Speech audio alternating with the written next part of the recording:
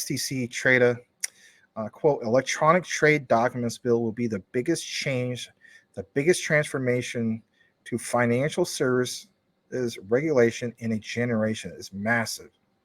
How many times have you heard me say that XDC, don't sleep on XDC, right? People complain about it trading sideways. It's not going to, this isn't doing anything. I'm out of XDC. Really going to do that? So this comes from Chris Holmes, Lord Holmes of Richmond, MBE, House of Lords. Wow, what a title, right? I'm going to blow this up. This one's 4 minutes. We'll get into some commentary in regards to this, but I saw this earlier today. Wanted to share it with you guys. So let's go ahead and play this. Here we go. You're watching and listening to the Trade Finance Distribution Initiative podcast with Lord Holmes of Richmond. We've been discussing a future-proof and sustainable finance ecosystem and laws that can actually safeguard this.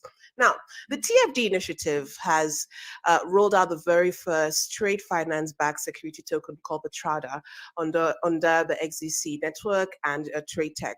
How is the UK progressing to integrate digital assets and tokenizations into law, in your opinion? We're in a good place in the UK when it comes to digital finance, but there is still a heck of a journey to go, and we must get on that. So, as well as the electronic trade documents bill currently in Parliament, we've also got the Financial Services and Markets bill, and that will be the biggest change, the biggest transformation to financial services regulation. All right, so I'm pausing that for just a brief bit instead of playing the whole thing. I want you guys, especially the ones who are still paying attention and watching our extended coverage. Why does Max make such a big deal about these specific things? Think about what he's mentioning, right? So we covered, I should say, quite a bit of talk at the beginning of the show in regards to, like Gilbert Verdian's response to unregulated stablecoins in his particular interview on Crypto World of CNBC. Now you have Chris Holmes, Lord Holmes of Richmond, MBE, House of Lords of the UK, talking about specifically trade finance and the regulations that are coming suit with that. This is bullish news because it gives you a broader perspective of the XDC connection in regards to all that. So again, if you're just tuning in and listening to this is big. Smash the like if you haven't done so already. Please pay close attention to these specific things, especially if you hold XDC. Here we go. In a generation, it's massive, and its potential is similarly huge. What is in there is the start, and it is only a start, of what we need to do to understand how we truly transform markets and transform our approach to digital assets, to DAOs across the piece.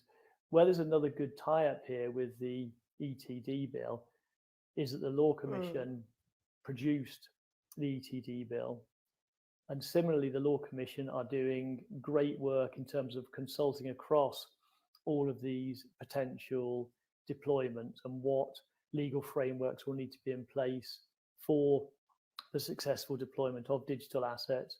Allied to that as well, the third element, we've currently got a Master of the Rolls, the second most senior law officer in the country, second most senior judge in Sir Geoffrey Voss, who is probably the most informed judge that we've ever had in terms of understanding the potential of digital assets, the potential of the underlying technology, not least distributed ledger technology.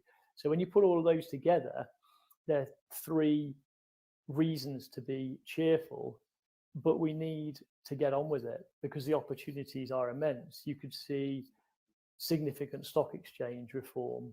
You could see a complete transformation of the London Metals Exchange, for example, and we all know how significant, it's not just about gold, but how significant lithium, cobalt are, for example. So huge potential. Put that together with the power of English law, put it together with the financial services ecosystem we've got in London and indeed across the UK, and there's a huge opportunity. But we need to get on with it. We need some more pace from all parties. We need to understand that though it's an opportunity, we have to ensure that becomes a reality. And it's, if we get it right, it should benefit citizens up and down the country.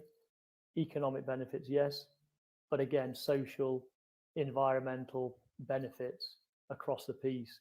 Finally, on this, when we look at what the central bank are doing, the Bank of England, in terms of their work around a central bank digital currency, incredibly important.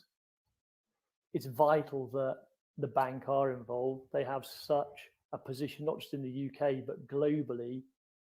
And it's good the work they're doing. But again, it would be great just to see just a bit more pace coming from the bank in terms of how that will look, and just a bit more pacier timescale, because again, it could be truly transformational for both citizen and state alike. All right, glad to share that with you guys. The main key takeaway should be the understanding of some of these particular regulations, like he was mentioning, in regards to the trade sector and so on. So, yeah, we're talking about the UK and so on, but they're a big player that has a lot of say in regards to it, just like they're a big player with a lot of say in regards to CBDCs, the digital pound, you name it, right? So my key takeaway is understanding the connection with XDC and what they bring to the table for trade. The trade sector is a big sector. Sometimes people just look at XDC as in like from a price point of view. Understand all the underlying things about XDC, their ecosystem, what they're tied into.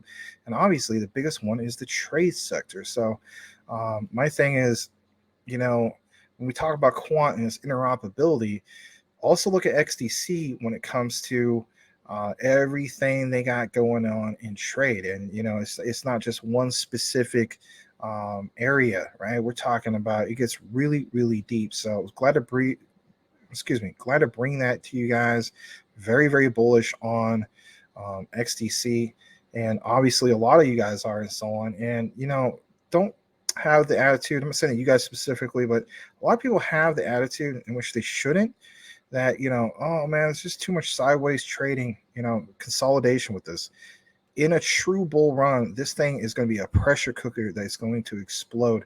I'm not the only one that feels that way. Thank you so much for watching, guys. If you have not yet subscribed, do yourself a favor and subscribe for more information on the ISO 222 compliant tokens, and hit the notification bell to make sure that you are aware of the new videos when they come up. Max and I cover these ISOs, and we also have a live show every single night at 9 p.m. Eastern Standard Time. Make sure you tune in for that. You won't want to miss it. Thanks again, and we will see you on the next video.